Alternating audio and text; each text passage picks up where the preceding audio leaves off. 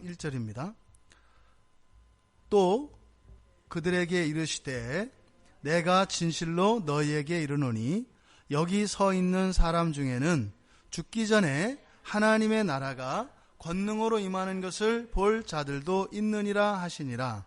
엿새 후에 예수께서 베드로와 야고보와 요한을 데리시고 따로 높은 산에 올라가셨더니 그들 앞에서 변형되사 그 옷이 광채가 나며 세상에서 빨래하는 자가 그렇게 희게 할 수 없을 만큼 매우 희어졌더라.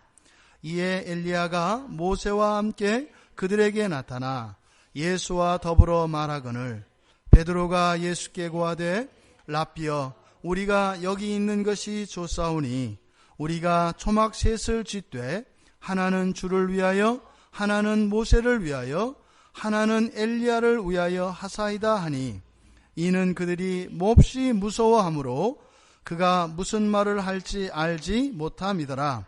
마침 구름이 와서 그들을 덮으며 구름 속에서 소리가 나되 이는 내 사랑하는 아들이니 너희는 그의 말을 들으라 하는지라. 문득 둘러보니 아무도 보이지 아니하고 오직 예수와 자기들 뿐이었더라. 아멘. 우리가 지난주까지 8장 27절에서 38절까지의 내용, 예수님께서 제자들에게 가장 가르치시고자 하는 그 진리의 가장 핵심적인 내용, 그것은 바로 그리스도에 관한 것이었습니다. 그래서 예수님께서 제자들에게 그리스도의 사역이 무엇인지 오랫동안 참고 기다리셨다가 그 말씀을 해주셨습니다. 그때 제자들의 반응은 강한 반발이었습니다. 강력한 저항과 반발이었습니다. 왜냐하면 제자들이 생각했던 메시아가 아니었기 때문입니다. 이들은 영광의 메시아를 기다리고 있었습니다. 그래서 그동안에 그런 핍박과 서름, 나라 잃은 민족의 그러한 어려움들을 단박에 해결해주고 이제 왕으로 오시는 메시아가 통쾌한 승리를 이루어 온 천하 제국을 통일해서 선택받은 민족인 유대인과 함께 온 세상을 다스리는 그 영광을 꿈꾸고 있었기 때문입니다. 그런데 그 메시아가 오신 거였어요. 예수님이었습니다. 이들은 확신을 하고 있었습니다. 그런데 그 메시아의 입에서 오히려 무시당하고 버림받고 십자가에서 죽으실 것이라고 하는 정반대의 이야기를 듣습니다. 그 순간 이 제자들의 가지고 있었던 메시아에 대한 기대, 그리고 그 메시아가 오실 날을 기다리며 그동안 살았던 지금까지 그들의 모든 삶들이 이제는 한으로 막 나타나는 겁니다.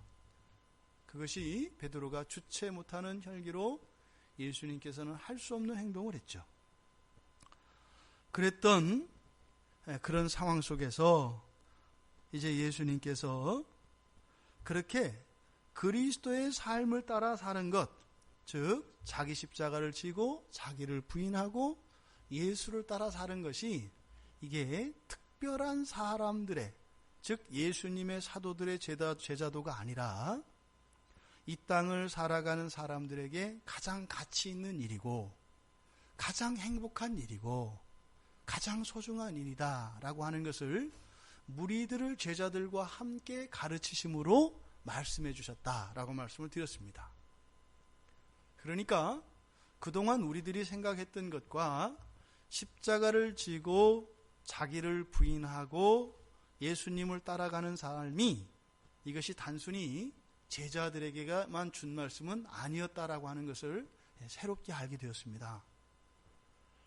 지금 그리고 나서 이제 영생에 대한 이야기를 하시고 바로 앞에서 이야기하였던 그런 세 가지 원리, 이것은 곧 하늘나라의 원리를 이야기한 것인데, 이것은 가장 우리들이 종말에 돌아볼 때 가장 성공적인 인생의 원리, 이것을 가르쳐 주신 것이었습니다.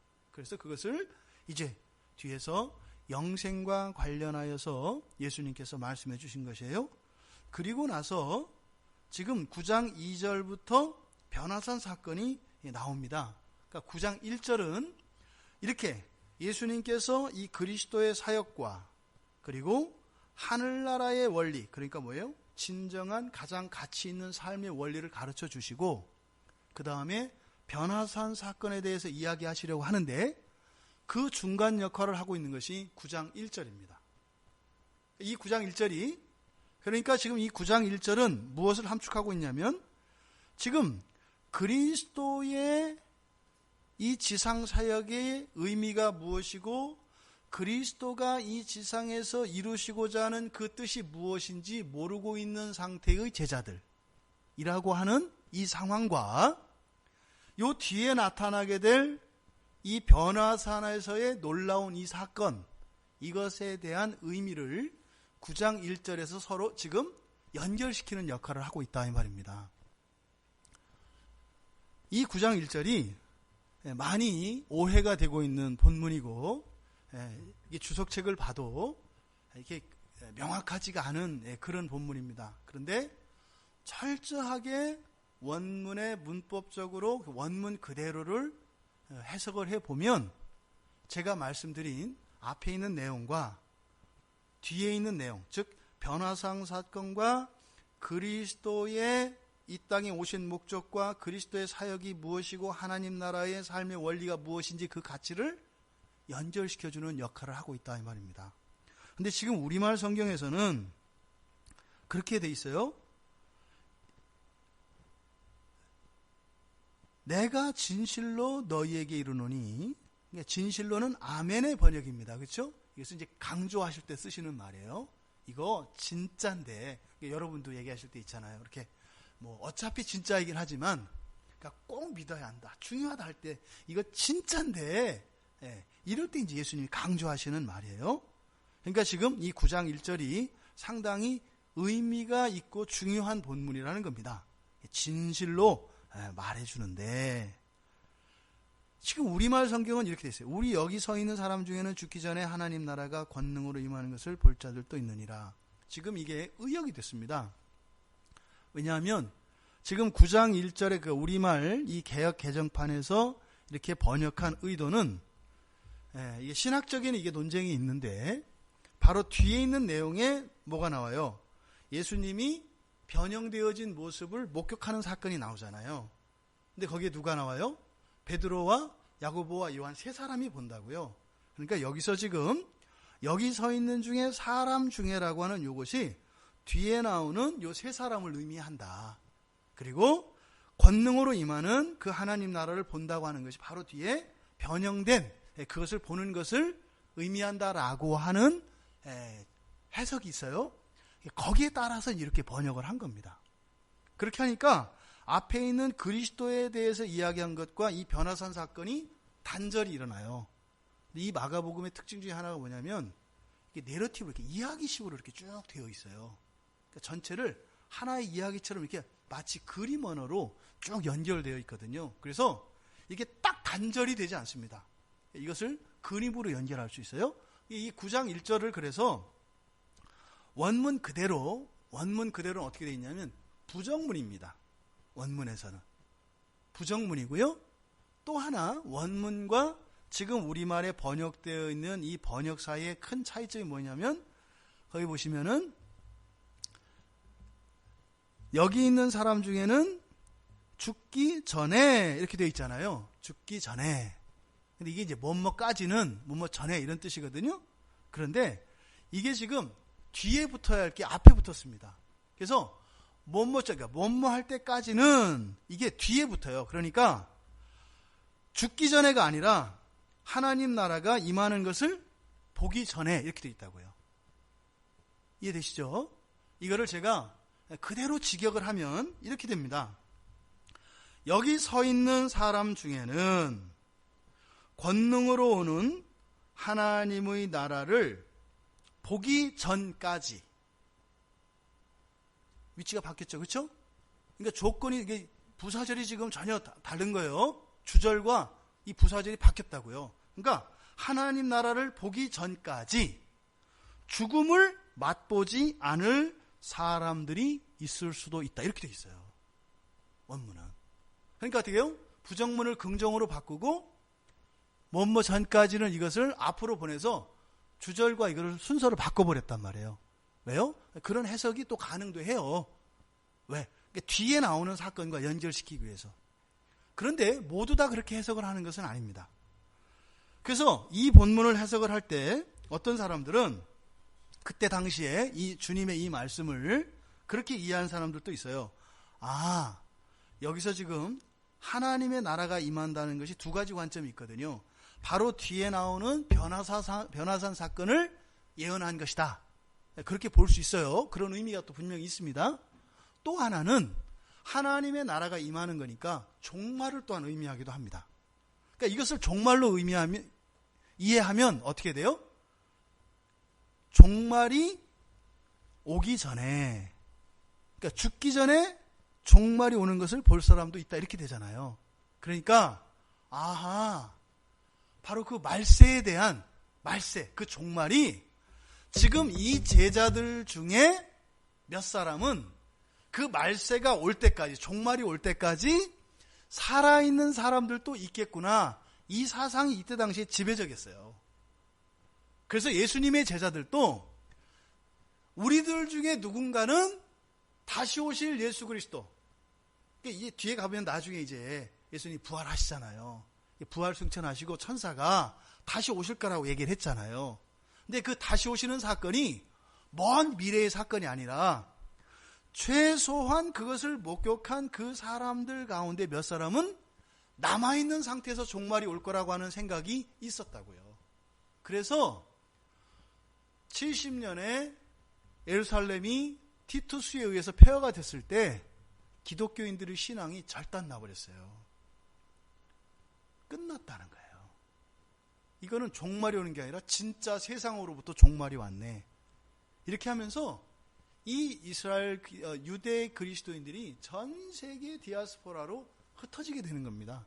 그러니까 그들 안에는요 굉장한 상처가 있었고 패배의식이 있었고, 그런데 메시아에 대한 혼란이 이들에게 있었어요. 근데 지금 이 본문에 대한 해석을 그렇게 했기 때문에 그렇다 이 말입니다. 그러니까 그런 해석을 한 사람들이 많았어요.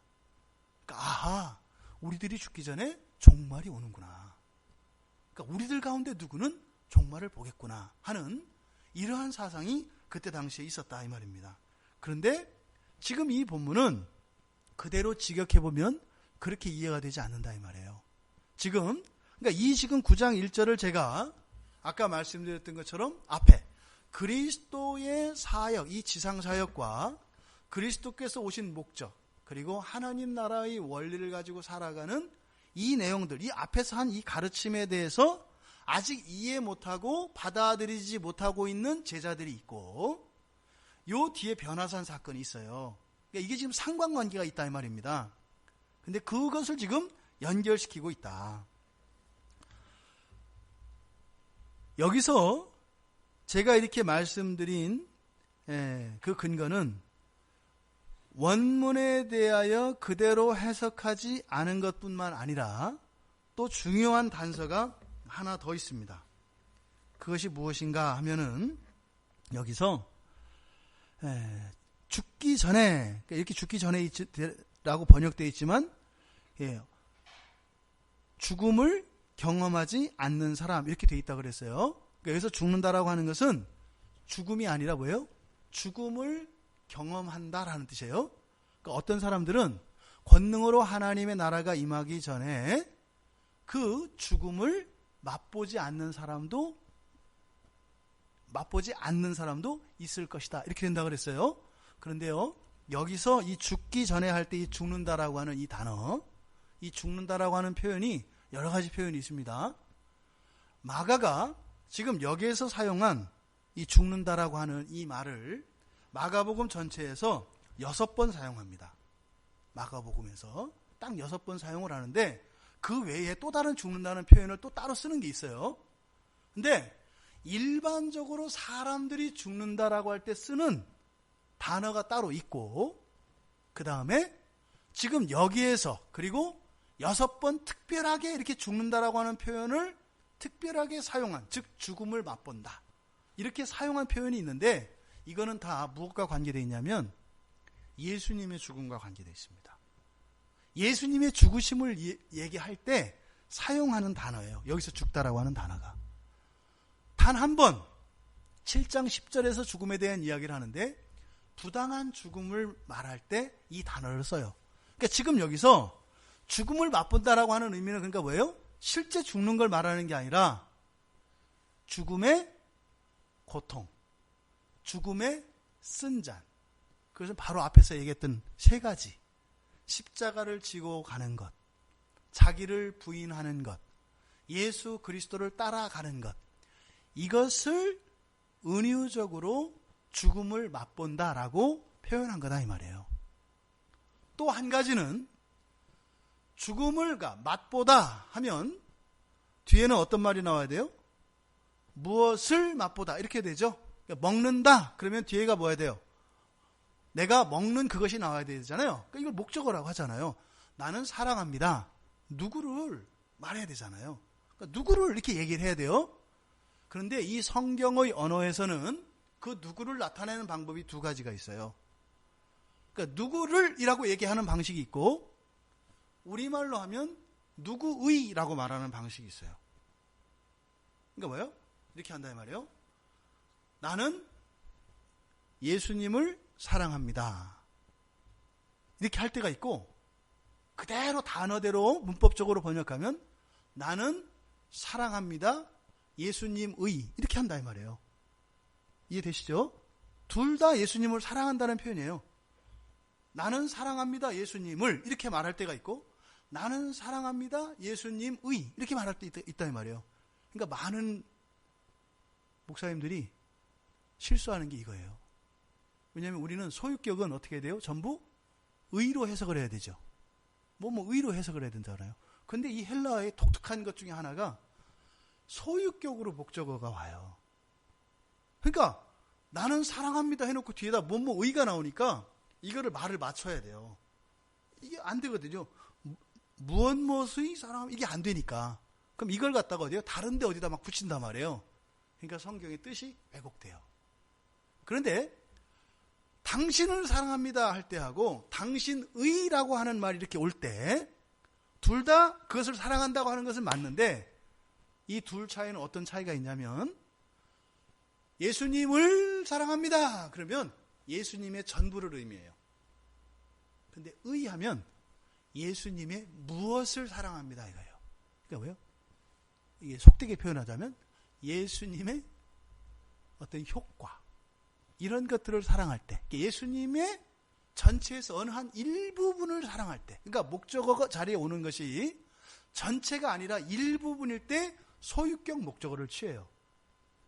근데 그런 단어들이 있어요. 동사들이. 근데 여기서 지금 죽음을 맛본다 할 때 완전한 죽음 잔치를 말하는 게 아니라 뭐예요?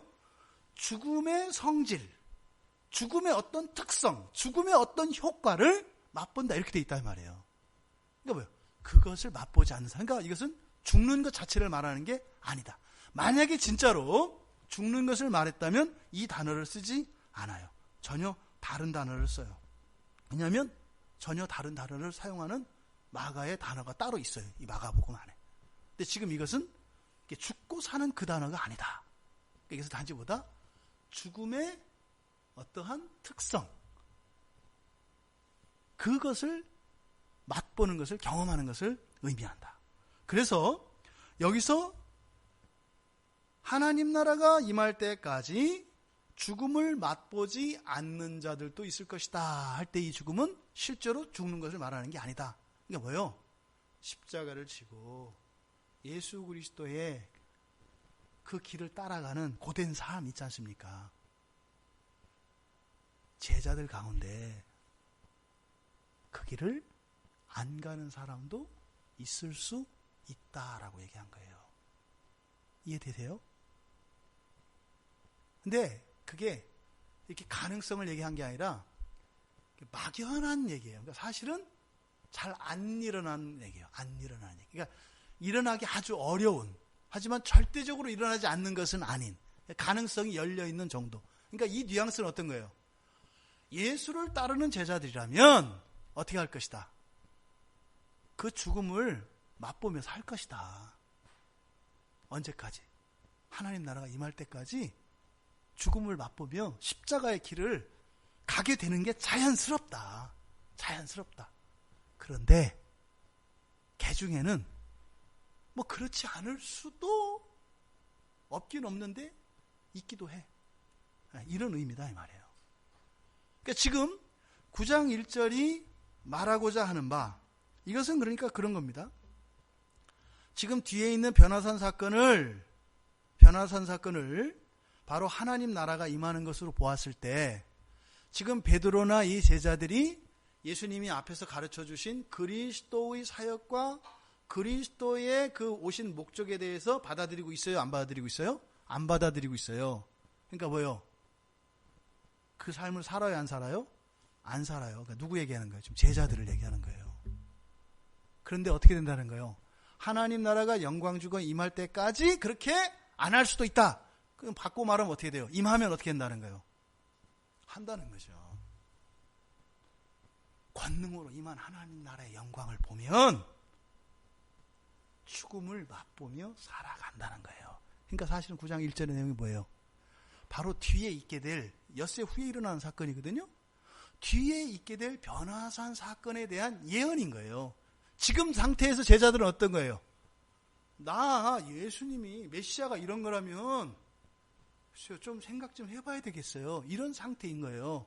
그런 제자들의 마음을 보시고 예수님이 뭐라고 한 거예요? 너희들이 하나님 나라가 권능 중에 임하는 걸 보면 불 속에라도 뛰어들어가게 될걸? 요 얘기하신 거다 이 말이에요. 그러니까 이것은 뭐예요? 지금 예수님의 앞에서 가르쳐 주셨던 그 가르침을 거부하고 있는 그 제자들에게 동기부여를 지금 해주시고 있는 거다 이 말이에요. 그러니까 그게 그렇게 너희들이 도저히 갈 수 없는 길을 억지로 가야 되는 길은 아니다. 하나님 나라가 권능 중에 임하는 것을 보면 그렇게 가기 싫었던 그 길을 가게 될 것이다 라고 하는 의미다 이 말이에요. 그러면 이 하나님 나라가 임하는 것을 종말로 보면 이제는 의미가 달라져요. 그죠? 종말이 올 때까지 개 중에는 어떤 사람이 있을 수 있다는 거예요? 십자가의 길을 가지 않는 사람도 있을 수 있다는 거예요. 그런데 여기서 뭐라고 했어요? 안이라고 그랬죠? 그런 일이 일어날 가능성이 매우 희박해요. 매우 희박해요. 그래서 종말이 올 때까지 그런 일이 일어나기는 쉽지는 않은데 그런 일이 있을 수도 있다.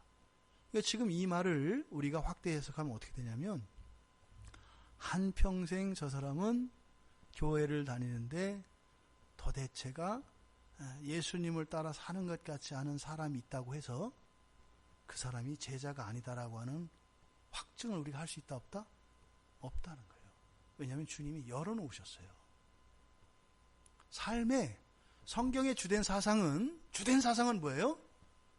열매를 보고 안다는 거예요. 그런데 거기에 살짝 문을 열어놨어요. 지금 이 9장 1절 말씀이 살짝 열어놨어요. 그러니까 우리들로 하여금 쉽게 누구를 구원의 문제에 대해서 판단할 수 없도록 하는 말씀이다 이 말입니다. 하지만 절대로 이것이 예수님이 주신 그 하늘나라의 원리를 따라 살아가지 않는 사람들에게 명분을 주는 구절은 아니에요. 왜요? 이 본문의 뉘앙스 자체는 그런 일은 일어나기가 매우 어렵다라고 하는 뉘앙스예요. 지금 9장 1절에 대한 이해가 이렇게 두 가지로, 그래서 하나님 나라가 임하는 것을 변화산 사건에서 그것을 보게 되면 제자들에게 지금 거부하고 있는, 예수님의 가르침을 거부하고 있는 그들에게 예수님의 가르침을 받아들일 수 있도록 동기부여를 하고, 어차피 너희들은 그것을 받아들이게 될 것이다 라고 하는 예언적 말씀이라면, 하나님 나라가 임하는 것을 종말론적으로 볼 때는 이 땅을 살아가는 그리스도인들 가운데 그럴 수도 있는 거예요. 이론상으로 그렇지 않아요? 예를 들어서 우리는 모르잖아요, 예수님 오시는 때를. 근데 그냥 오늘 밤 12시라고 쳐요. 언젠가 오잖아요. 그때가 언젠지 모르지만 이미 정해져 있잖아요. 아버지가 아시잖아요. 그러면 그 시간, 정해진 시간, 우리는 모르지만 정해져 있는 그 시간을 기준으로 보면 1초 전에 예수님 믿는 사람이 있겠어요, 없겠어요?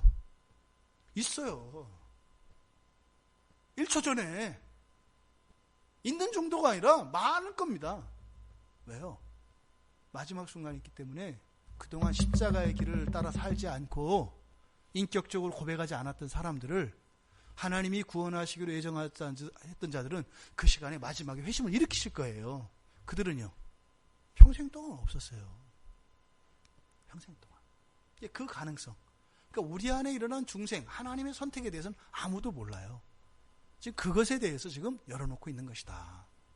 자, 그렇다면 지금 이 본문에서는 바로 뒤에 있는 사실은 변화산 사건과 좀 더 밀접하게 연결되어 있습니다. 왜요? 지금 앞에 있는 이야기와 뒤에 있는 이야기를 연결해서 쭉 나가기 때문에. 하지만 거기서 종말에 대한 이런 하나님의 진리도 우리가 뽑아낼 수 있는 것이고, 여기에서 주된 문맥은 지금 그리스도에 대해서 가르쳐 주시고 그거를 받아들이지 못하고 있는 이 제자들을 달래고 설득하고 확신시키시려고 하는 하나님의 행동이 바로 변화산 사건이다 이 말이에요. 그러니까 변화산 사건이 일어난 목적은 뭐예요? 믿지 않는 이 제자들을 믿고 그렇게 살아갈 수 있도록 하시기 위한 하나님의 특별한 은혜의 방편이다 이 말이에요. 이해되시죠? 이게 전체 이야기의 흐름입니다. 그렇다면 이것이, 이 본문이 우리들에게 주는 유익은, 우리들이 때로는 이 믿음의 조항들과 하나님의 말씀들이 다 받아들여지고 그것이 우리의 삶의 원리로 다 적용되는 것은 아니에요. 어떤 것은 그렇고 어떤 것은 그렇지 않아요. 하지만 분명히 알 수는 있잖아요. 알 수는 있잖아요. 객관적으로 이렇게 쓰여져 있으니까. 그러면 그렇지 않은 것들에 대해서 우리가 고민하고 이럴 것이 아니라, 그것은 뭐예요? 하나님 나라의 영광을 보게 되면 그것은 당연히 받아들이고 그렇게 살게 된다라는 거예요. 그러니까 그것을 우리가 막 연구해서 알아가려고 할 것이 아니라, 믿음의 한계에 부딪혔을 때 우리가 그것을 돌파할 수 있는 것은 뭐다? 그 하나님 나라의 권능으로 임하는 하나님 나라의 영광을 보는 것인데, 그게 사실은 우리들에게는 뭐예요? 종말에 대한 묵상이거든요. 그리고 지금 사도들이 신앙하는 방식과 우리들이 신앙하는 방식은 달라요. 왜요? 사도들은, 지금 우리가 보고 있는 사도들은 아직 가르침이 다 끝나지 않았어요. 진리가 다 드러나지 않은 상태예요. 그러니까 지금 이 상태에서 베드로는 우리보다 못해요. 우리들이 가지고 있는 믿음보다 지금 이 베드로나 요한, 이 사도들조차도 지금 이 정황에서는, 이 복음서가 끝나기 전에는, 그리고 사도행전에서 이들이 순교할 때까지는 아직 우리들의 믿음의 순량에 못 미치는 사람들이에요. 지금 여기서 사도니까 이 상태를 우리보다 뛰어난 사람을 생각하지만 사실은 어떤 거예요? 실수도 많고 뭣도 모르는 새신자예요. 이 베드로의 상태가. 나중에 성령이, 오순절 성령이 임하고 난 뒤라야 이들이 정말 사도로서 올바른 믿음과 바른 지식을 가지고 성경을 기록하고 그렇게 사는 거예요. 그러니까 지금은 새가족 수준이에요. 새가족 수준. 단지 뭐예요? 새가족 중에서도 어떤 사람이 있어요? 이적 체험이 많은 사람들이죠. 기적을 직접 본 사람들. 그런 사람으로 이해를 하셔야 돼요. 그냥 지금 여기도 사도 이렇게 보면 이 문맥에서 일어나는 사건이 잘 이해가 안 된다 이 말이에요. 그러니까 뭐예요? 이거 사도가 이 정도면 이거 나는 뭐 굉장하네? 이렇게 가면 안 돼요. 여러분들은 지금 훨씬 더 진도가 나가 있는 상태다 이 말입니다. 자, 그렇다면 여기서 지금 이 변화산 사건을 실질적으로 시작하는 게 2절입니다. 근데 2절의 시작이 뭐라고 돼 있어요? 엿새 후에. 성경에서 시간은 굉장히 특별한 의미를 가집니다. 왜 엿새 후에라고 여기다 썼을까? 이게 설교자들의 유익인 것 같아요. 그냥 성경을 볼 때와 설교를 준비할 때는 이렇게 생각하는, 묵상하는 깊이도 다르고 고민도 다르고 연구하는 것도 달라져요. 그래서 저도 뭐 이 본문을 뭐 수없이 읽어봤을 텐데 엿새 후에 대해서 그렇게 고민한 적은 없었던 것 같아요. 근데 이번에는 엿새 후회가 턱 걸리는 거예요. 근데 아무 생각이 없어요. 그래서 아니 마가가 엿새 후회 이거 시간 뒤에 그래서 6일 정도 지났다 이제 그걸 얘기할까? 근데 그렇지 않거든요. 성경에서는. 그래서 이 엿새 이 6일이 가지고 있는 성경적인 의미가 뭘까라고 하는 생각이 딱 떠오른 거예요.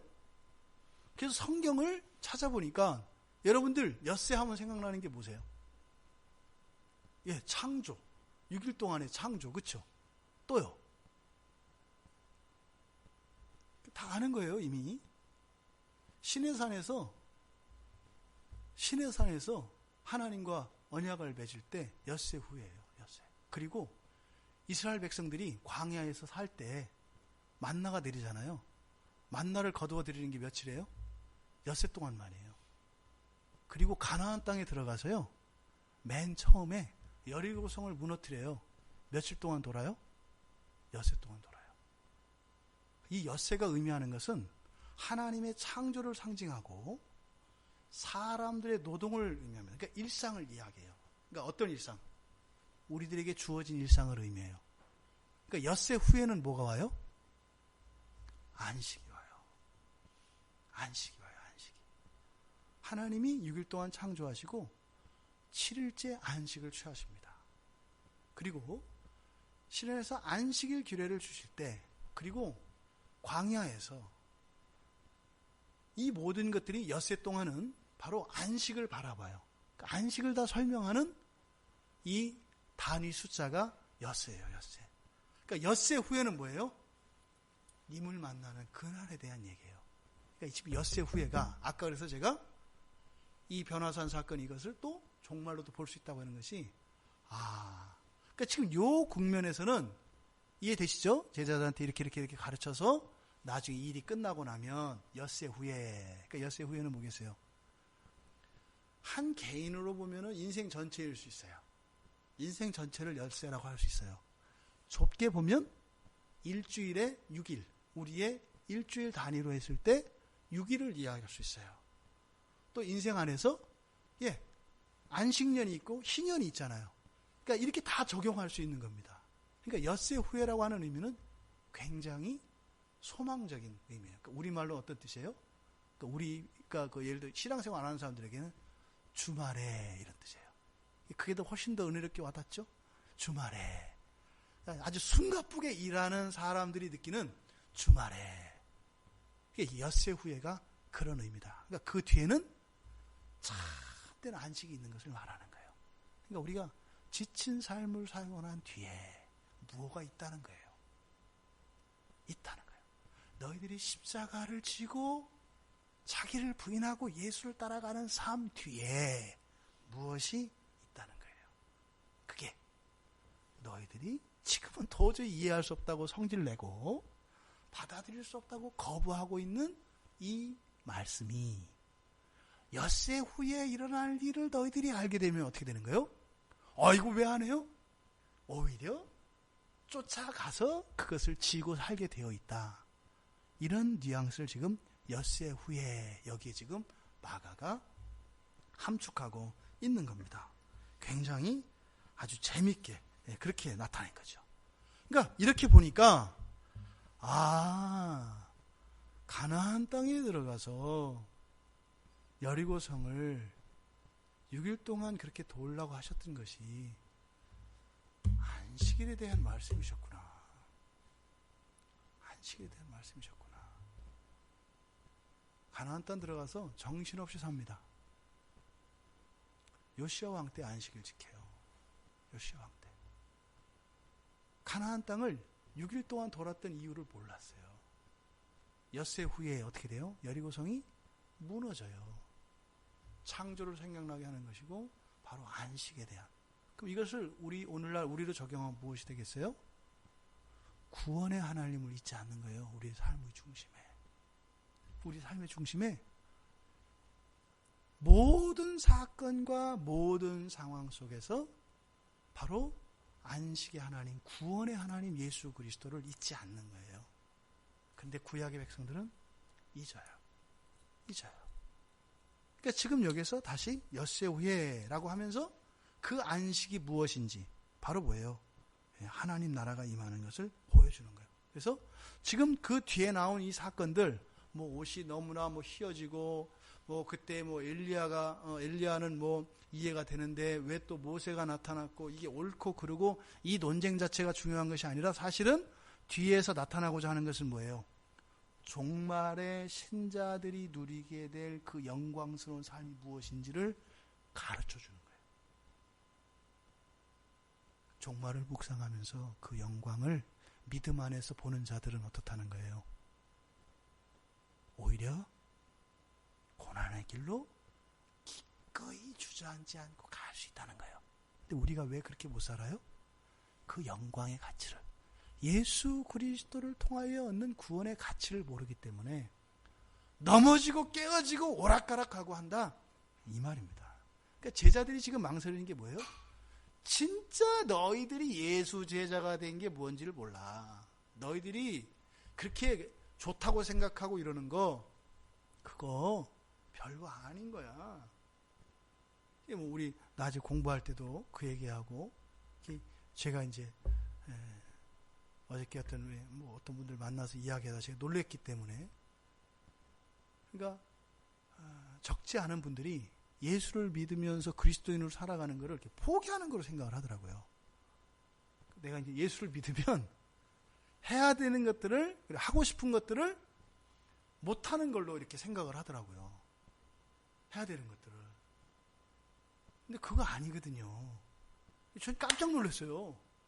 그렇게 말씀하실 분들이 아닌데 그렇게 얘기를 하더라고요. 그러니까 뭐 천국 가서 뭐 취미생활 할 생각을 하고 있어요. 뭐 천국 가면은 뭐 최고의 운동장에서 뭐 펄펄 날리면서 100m를 뭐 0.1초에 뛰면서 뭐 이렇게 놀고. 그러니까 이 세상에서 누릴 수 없는, 그러니까 모든 것 지금 이 세상에 있는 게 그대로 가서 그때는 더 잘할 수 있고 내가 원하는 대로 살 것처럼 생각하더라고요. 전혀 잘못된 생각을 가지고 있는 거죠. 그러면 그 종말에 대한 생각을 현재로 딱 끌어오면 어떻게 돼요? 내가 지금 교회에 몸을 담고 있고 예수를 믿으며 그리스도인으로 살아가는 삶 속에는 뭐예요? 예전보다 더 나은 무엇이 있어야 되는 거예요? 없으면 꽝인 거예요. 그러니까 뭐예요? 노래방에서 노래할 때 예수 안 믿을 때 내가 80점을 넘지 못했는데 예수 믿고 나면 90점 넘어야 되는 거예요. 옛날엔 내가 월세를 살았는데 예수 믿고 나서는 최소한, 사실은 내 전세는 내 양보하고 싶지 않은데 집을 사긴 사야 되는데 그래도 최소한 전세는 사야 돼. 이런 사고방식을 가지고 있다 이 말이에요. 그래서 이 변화산 사건에서 예수님의 변화는 뭐예요?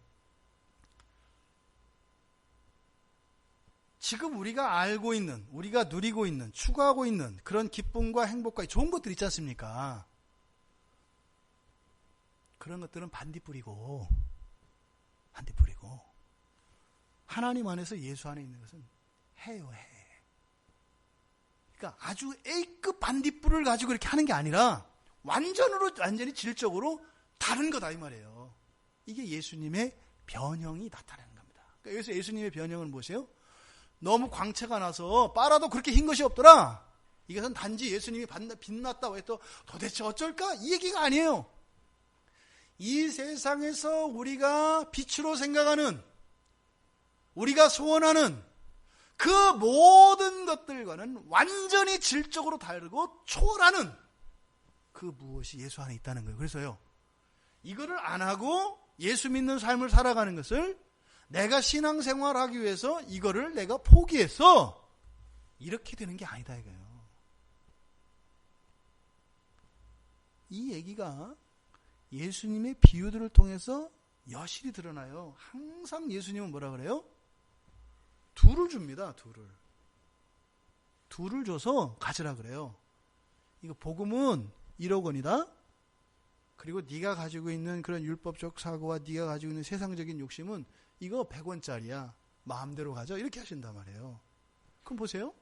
100원짜리 갖고 있던 애가 1억 원하고 바꿀 때 둘 다 가지면 안 되나?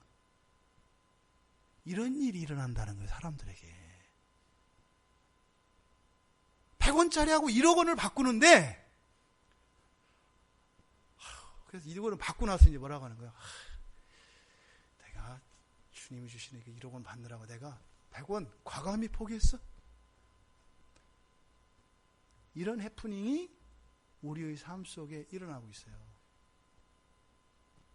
예수 믿으십니까? 구원 받으셨습니까? 여러분들 이 자리에서 손마디 뼈마디 다 닳고 여러분 재산 다 거덜나고 다 나가도 저 조금 했어요 얘기 못한다는 거예요. 그 얘기를 하는 거예요. 이 변형이라고 하는 의미가. 이야, 이게 아니에요. 이게 안 받아들여지는 겁니다. 이게. 지금 이 변화선 사건은 바로 그 얘기를 하는 겁니다. 그러면서 애들아, 이렇게 니들이 그거 방수리고 이렇게 선택하고 이런 것도 아니야. 그냥 가는 거지.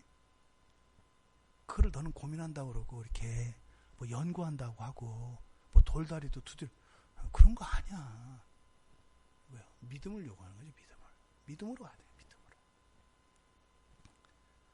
이때 그 이제 변화산 사건에서 뭐 보면은 예수님이 따로 제자 이 세 제자만 따로 데리고 올라가고 그들에게만 보여주시고 그래서 뭐 광채가 났고 엘리야가 뭐 같이 예수님이랑 얘기를 나누고 그때 하나님이 임재하세요. 그렇죠? 그때 구름이 끼거든요.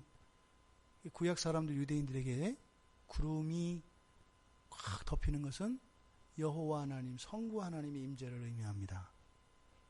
그 가운데서 말이에요. 성부 하나님이 조금 아까 예수 그리스도가 한 그 말이 내 말이고 내 말이 그 말이야. 그걸 인정해 주는 거예요. 뒤에서. 그러니까 그것을 보여주시고 또 성부 하나님의 인정이 있는 거죠. 이랬을 때 제자들의 태도를 보세요. 어떻게 해요? 이들이 딱 베드로가 한 말이 베드로가 예수께 고하여 라삐어 정신 못 차리고 있어요. 조금 아까 그리스도라고 했던 녀석이 라삐어 정신 못 차리는 거예요. 선생님 뭐 이게 지금 똥오줌 못 가리는 거예요. 그냥 이렇게 속마음이 나온 거지. 이렇게 어떨 때 잘 이렇게 정신 똑바로 차리는 그리스도입니다 하는데 여전히 이 안에는 그냥 많은 교사들 가운데 뛰어난 교사라고 하는 생각이 있는 거예요. 이게 라삐어 그러더니 우리가 여기 있는 것이 좋사오니 초막생 사실은 이렇게 뭐 하나이다 하더니 바로 뒤에서 뭐라 그래요? 너무 의미 있게 받아들이지 마라 이거예요. 그냥 몹시 무더워서 횡설수설 그냥 한 말이다. 남성들 가운데 술을 좋아하는 사람들은 신방하기 가장 좋은 게 술에 취했을 때입니다. 그러면 그 다음날 뭐 신방을 받았는지 기억을 못할지 몰라도 저는 신방을 제대로 할 수가 있어요. 그럼 속 얘기를 듣거든요. 속 얘기를. 그러니까 그러잖아요. 뭐 우스갯소리로 어떤 분들이 그래요. 그러니까 미국 가가지고 이제 오래 생활을 했을 때 이 사람이 진짜 이제 거의 네이티브 스피커 수준의 그 어학 수준이 됐다. 이랬을 때는 순간적으로 놀라서 나오는 욕이나 순간적으로 놀랐을 때 이게 영어로 나와야 된대요. 그래야 이제 진짜로 이 사람이 거의 자기 언어가 된 것 같아요. 이게 뭐예요? 그때 놀랐을 때 그 이성이 마비됐을 때 나오는 게 뭐예요? 우리 안에 있는 밑바닥에 있는 것이 확 나와요. 그래서 사람이 어떻게 돼요? 이성을 잃고 흥분하고 했을 때 그게 본성의 밑바닥이 나와요. 그래야 그게 드러나거든요. 그러니까 지금 베드로가 한 말이 진심으로 하고 싶었던 말은 아니에요. 이게 이렇게 들이마시고 싶은 말이에요. 근데 이미 나온 거죠. 그래서 6절에서 근데 하고 싶었던 말은 아니었어요. 그거를 몹시 무서워함으로 무슨 말을 할지 알지 못해서 그냥 했다. 이렇게 이제 베드로한테 얘기 듣고 마가가 쓴 거예요. 야, 그거 내가 하긴 했는데 그 의미 있는 말은 아니다. 거기다 이렇게 써? 이렇게 이제 한 거죠. 지금 이 제자들의 속성, 이 세상을 살아가는 제자들의 한계를 우리가 보게 됩니다. 이미 마가복음 4장 41절과 마가복음 6장 49절과 50절에서 풍랑이 일었을 때 그리고 예수님이 바다 위를 걸어오실 때 그때 똑같이 놀랐어요. 지금 세 번째로 지금 막 이렇게 정신 빼는 일이 지금 똑같이 일어난 거거든요. 똑같이. 맨날 놀라, 맨날. 그러니까 이렇게 하나님의 영광을 보면 어떻게 돼요? 그냥 혼줄이 빠집니다. 그냥. 이게 딱 하나님의 영광을 보면 그냥 혼줄을 빠져. 혼줄이 나가서 무슨 말 하는지 뭐 말도 안 되는 그런 행동들도 하고 그런 말들도 해요. 그러니까 하나님의 영광만 보면 꼼짝 못해요. 꼼짝 못해요. 쩔쩔매요. 근데 하나님의 영광이 딱 사라지면 어떻게 돼요? 아나무인이에요. 이야, 참 어찌 얼마나 불행한 인생이에요. 하나님의 영광이 우리 안에서 하나님의 은혜가 떠나면 하나님 알기를 아주 우습게 하찮게 알고, 그래서 그러면 안 되겠다 싶어서 하나님이 막상 나타나면은 똥오줌 못 가리고 이거는 무슨 말 하는지도 못하고 절절매고, 인격적인 관계를 맺기가 이렇게 어려운 거예요. 조금 멀어져 주면 아주 지 마음대로 다 하려고 그러고, 안 되겠다 싶어서 조금 가까이서 얘기하려고 그러면은 정신이 나가서 대화를 할 수가 없고, 이게 제자들의 한계입니다. 제자들의 한계. 이것이 또한 우리들의 한계인지도 몰라요. 우리가 하나님의 은혜를 깊이 받고 하나님의 영광을 보게 되면 모든 것이 하나님의 은혜입니다. 나 있는 것은 아무것도 가치가 없고 오직 주님 것만 의미가 있습니다.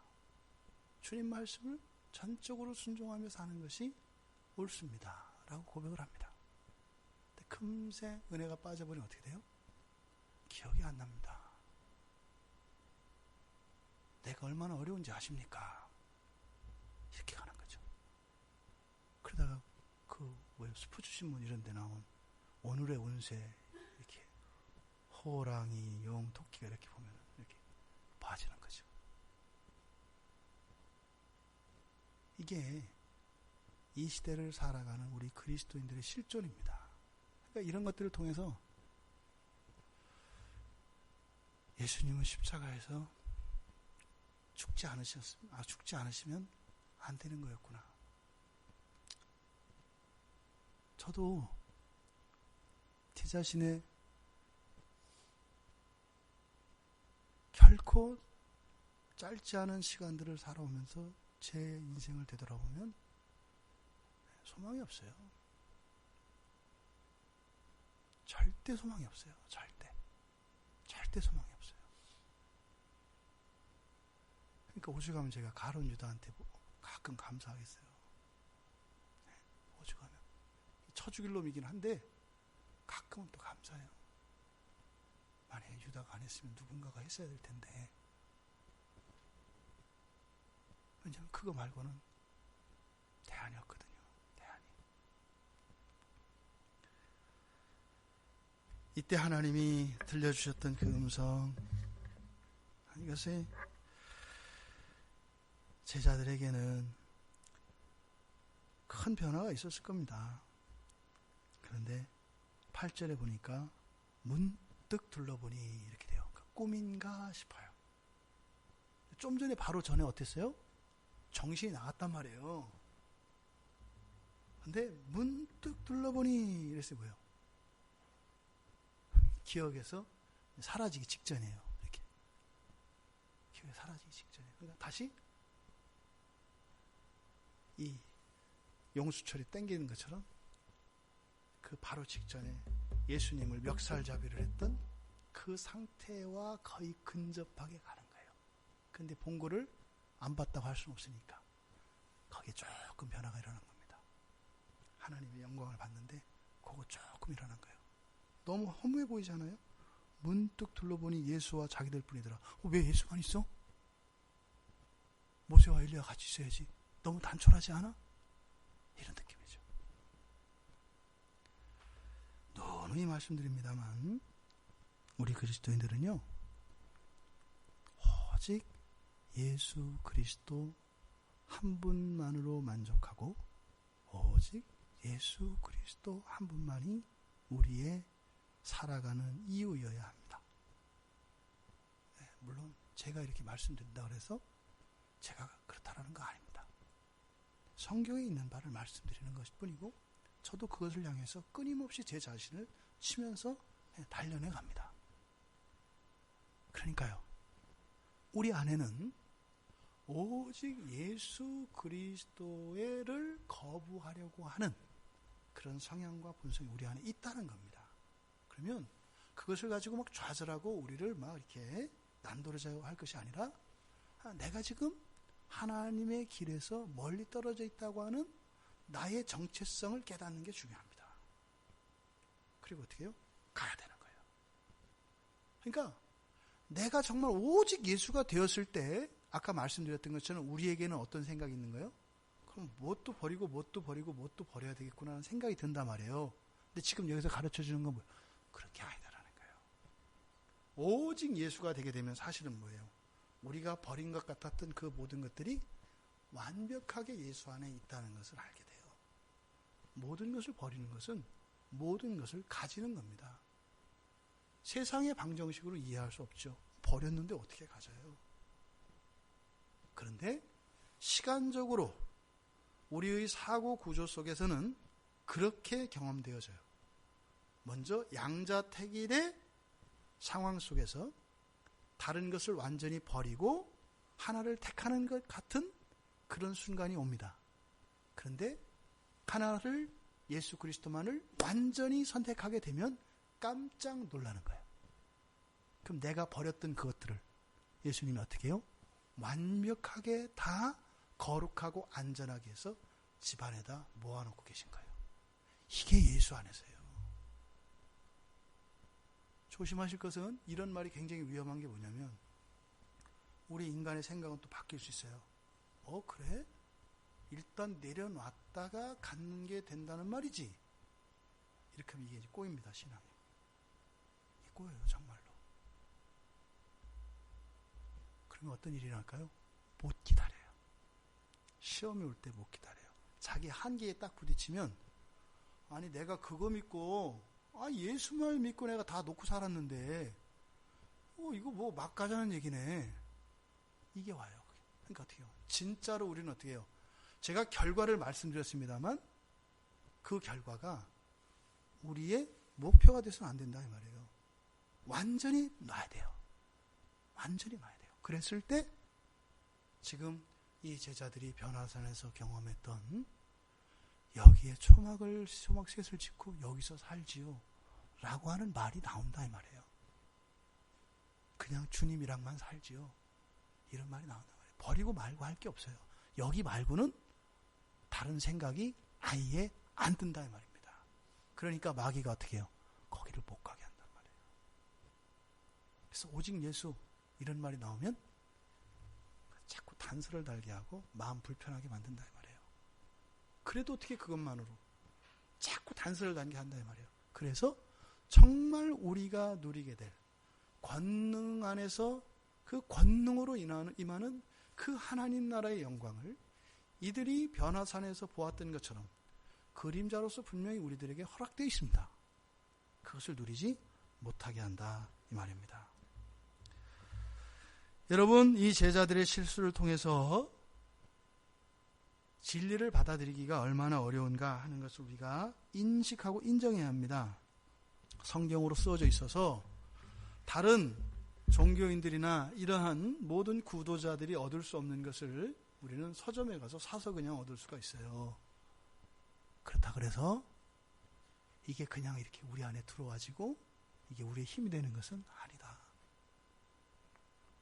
진리라는 것 자체가 그렇게 쉽게 소화되어지고 받아들여지는 것이 아니다. 그거를 우리가 인식하고 있어야 합니다. 그래서요. 진리가 우리들 자신 안에서 진정한 진리가 되기까지는 많은 시간도 필요하고 그래서 인내가 필요하고 포기하지 않고 끝까지 노력하는 수고가 반드시 필요합니다. 그런데 다른 구도자들은 이룰 수 없는 것으로 해서 죽을 힘을 쓰지만 우리는 이미 먼저 얻어놓고 그래서 그것을 온전히 누리기 위하여 가는 것이기 때문에 불안해할 염려는 없다. 하지만 게으름 피우지 말고 오히려 그들보다 더 열심을 내야 된다. 왜? 이미 얻은 것이니까 우리는 사용할 수 있잖아요. 그 은택을 누릴 수가 있잖아요. 그러니까 아직 얻지도 못하고 평생 동안 못 얻을 그 사람들이 하는 것보다 더 사실은 힘을 낼 만한 이유가 있다. 근데 그것이 공로가 되어서 걷는 것은 아니다. 근데 이것은 어떻게 해요? 아까 말씀드린 것처럼 믿음으로 받아들여야 되는 겁니다. 믿음으로 받아들여야 돼요. 그러니까 그 믿음이라는 게 어떻게 해요? 믿음으로 믿음에 일어나니. 이게 무슨 말일까요? 믿음으로 믿음에 일어나니. 순환론이에요. 예수 그리스도께서 구원하신 백성들을 믿으심으로 예수 그리스도의 백성들이 예수를 믿게 되나니. 하나님의 믿음으로 사람의 믿음이 이루어집니다. 그래서 믿음은 어디서 난다 그래요? 그래서 들음에서 난다는 거예요. 그 들음이 뭐예요? 우리를 믿는다는 얘기예요. 그 한편으로는 나 니들 믿어, 너 믿어 이 얘기예요. 다. 나 너 믿어. 구약의 백성들 그렇게 타락하는데 안 버리시잖아요. 내 얘기거든요. 그걸 증명하시려고 나 너 믿어. 그러니까 말씀은 뭐예요? 하나님이 우리를 믿으신다는 얘기예요. 그러니까 그 말씀을, 하나님이 나를 믿는다는 그 말씀을 듣고 믿게 된다 이 말이에요. 우리가 그냥 믿으려고 믿어지는 게 아니라. 그러니까요. 말씀을 들어야 돼요. 말씀을. 성경을 보고, 성경을 보는 것도 말씀 듣는 거죠. 그리고 설교를 듣고. 여러분들 성경을 보는 것과 설교 듣는 것 차이는 뭐가 있을까요? 차이점이 분명히 있습니다. 여러분들이 접근할 수 있는 성경의 진리에는 한계가 있어요. 여러분들이 접근할 수 있는 것은. 하지만 기본적으로 성경이 가지고 있는 성경의 성격이 있어요. 충족성이 있습니다. 어느 누구나 성경이면 구원에 이를 수 있는 진리는 충분히 얻습니다. 성경만으로 충분합니다. 그리고 명령합니다. 이게 너무 어려워서 성경을 보고 구원을 못 받았다, 이런 일은 있을 수가 없다는 거예요. 그게 성경의 충족성과 명료성입니다. 그래서 옛날 목사님들이 교리책이나 다른 책을 못 보게 했던 것이 이 성경이 충족성, 명료성 이 두 가지를 가지고 목사님들이 얘기를 하신 거예요. 그러니까 구원에 이르는 것은 맞아요. 근데 그 구원이라는 것은 종말의 구원뿐만 아니라 우리가 살아가야 되는 인생의 과정 속에서도 구원이 필요하죠. 왜요? 믿음의 싸움을 싸워야 되거든요. 승리도 구원이거든요. 그러니까 우리의 삶 속에서 날마다의 승리하는 이 승리로서의 구원을 얻기 위해서는 우리가 어떻게 해야 돼요?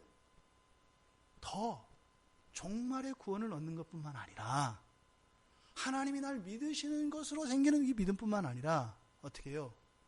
악한 괴계를 담당하여 맞서 싸울 수 있는 전신갑주를 입는 그런 힘들이, 그런 믿음의 능력들이 생겨야 돼요. 그래서 끊임없이 설교를 듣고 해야 됩니다. 그러니까 설교자 필요 없어요. 구원만 놓고 본다면. 그러니까 자꾸 헷갈렸던 게 그런 거예요.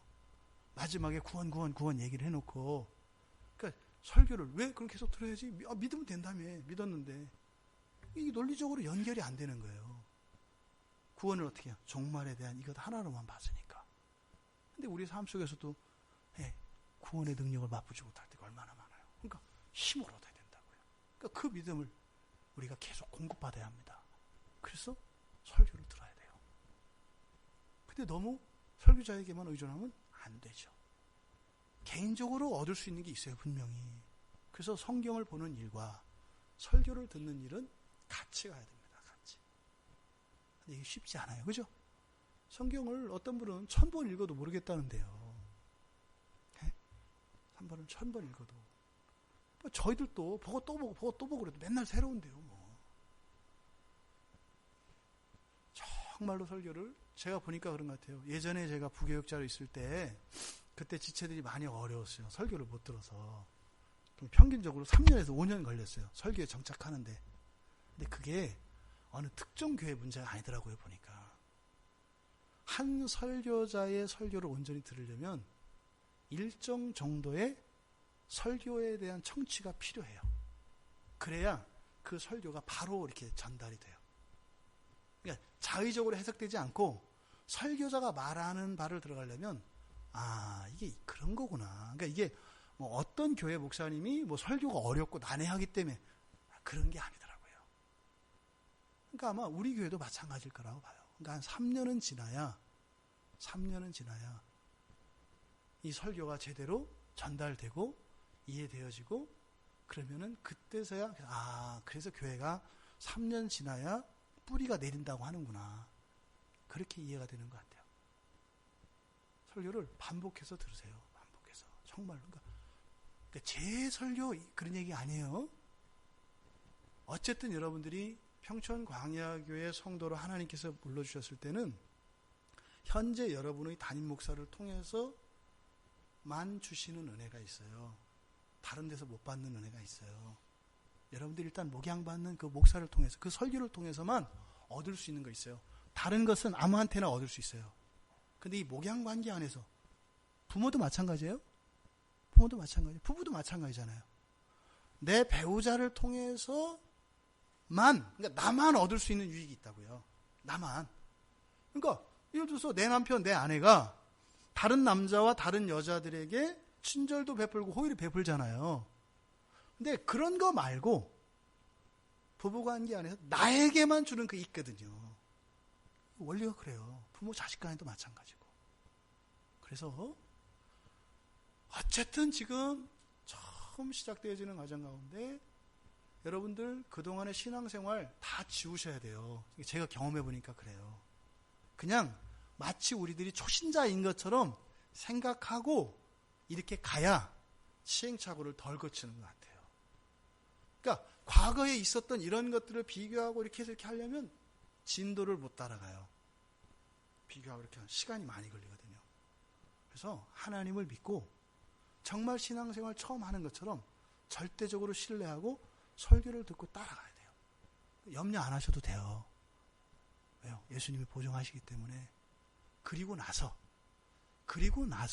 이제 정말 비교하고 이렇게 할 때가 와요. 할 때가. 믿음은 들음에서 납니다. 근데 이 믿음은 뭐예요?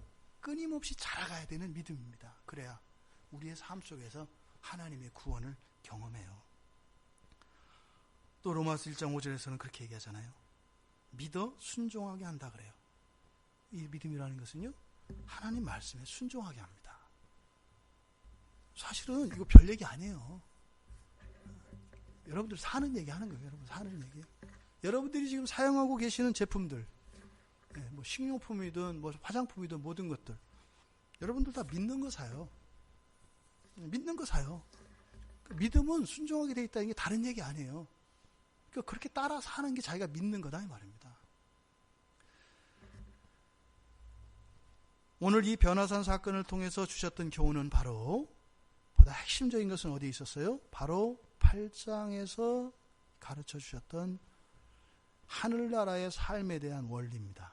그리고 그리스도의 삶이 무엇인지, 그리스도인들의 정체성이 무엇인지, 그리고 하늘나라의 삶의 원리가 무엇인지, 이것을 받아들이라는 얘기예요. 결론은. 그랬을 때 하나님 나라의 영광을 보게 될 것이고, 그것은 결코 희생이나 헌신이 아니라 후회 없는 인생이 될 것이다. 부디 이 말씀이 우리 모두에게 고스란히 믿어질 수 있기를 바랍니다. 그래서 날마다 믿음이 자라며 그리스도인으로서 누릴 수 있는 하나님이 여러분들에게 주시기로 작정해 놓으신 모든 것들을 늦추지 말고 그냥 다 누리시면서 가시길 바라요. 그래서 오늘까지 주신 은혜가 있다면 오늘 다 누리시고, 또 내일 주실 새로운 은혜를 또 누리시고, 그래서 여러분들이 반드시 새 소망을 붙잡는 것이 중요하다. 새 소망을. 소망이 뭐라고요? 미래에 되어진 일.